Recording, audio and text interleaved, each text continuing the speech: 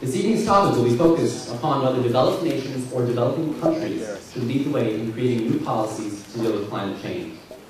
There have been pros and cons argued to each side.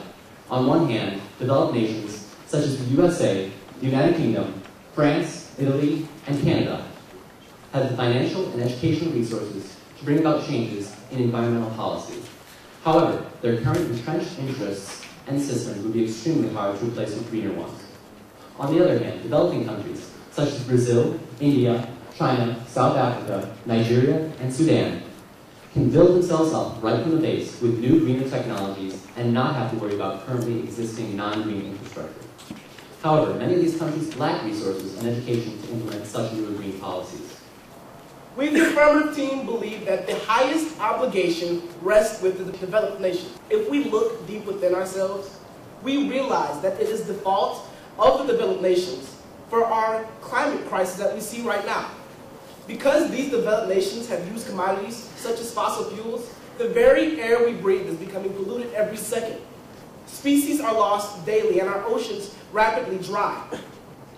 Because it is their fault, they have the ultimate responsibility to fix the problem. Now we'll hear Senior Alex Holstra present the view of the negative side.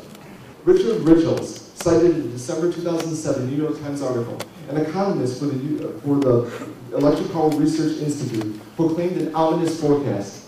Even if established industrialized powers turned off every power plant and every car now, unless there are policy changes made in poorer countries, the concentration of carbon dioxide in the atmosphere could still reach 450 parts per million, a level deemed dangerous by scientists by 2040 at the latest, by 2020 at the earliest.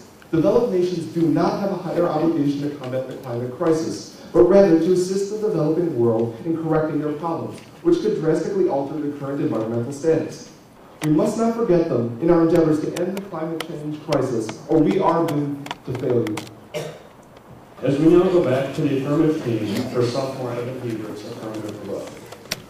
And it is clear that we in the developed nations have the ultimate moral reason for solving the climate issues that our world faces today.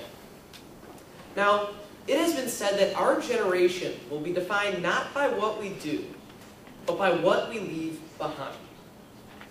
The legacy of generations before us is not exactly what we may have wished it to be, but truly, this is what gives us more of a reason to rectify, that is, to vindicate the mistakes of those who unknowingly led us down the path that we are on today, the path towards climate change, towards ecological destruction, and towards the issues that our environment has always seen. Now is the key time for solving climate change issues.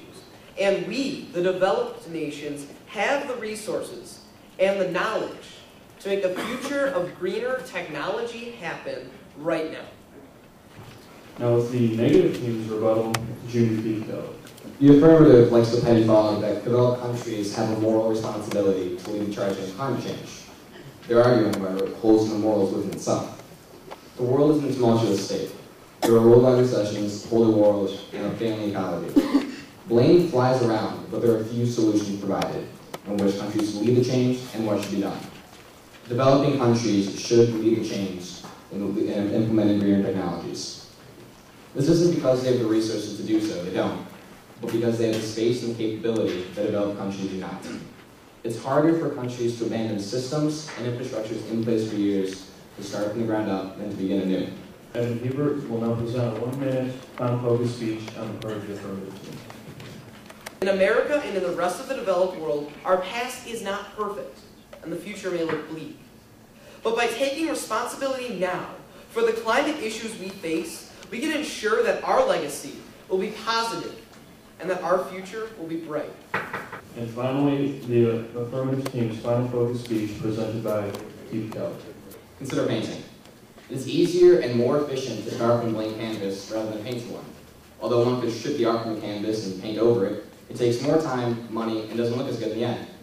The respective groups, developed and undeveloped countries, are like canvases, with the amount of infrastructure being layers of paint upon it.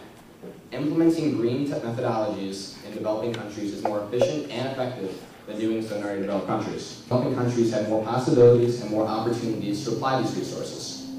Therefore, developed and developing countries have to work together, with developing countries taking the lead. The best way to prevent global warming and that way solve it is to build developing countries up with a scaffolding of green technologies, so that one day we can have clean air, clean water, and a healthy world.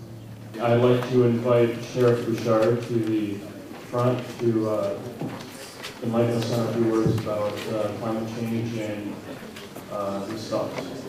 It's certainly fun to listen to both sides debate this. It's an important and a timely issue. I think the best solution is shared methodology, where we collectively, all of us, work towards a solution in every country simultaneously. Because I don't think until you reach that accord you'll ever have a unanimous consent to move forward, because one nation will feel impeded by the other in terms of economic opportunity if they're running with different standards. So I think we all ought to find an attainable goal and work together cooperatively in every nation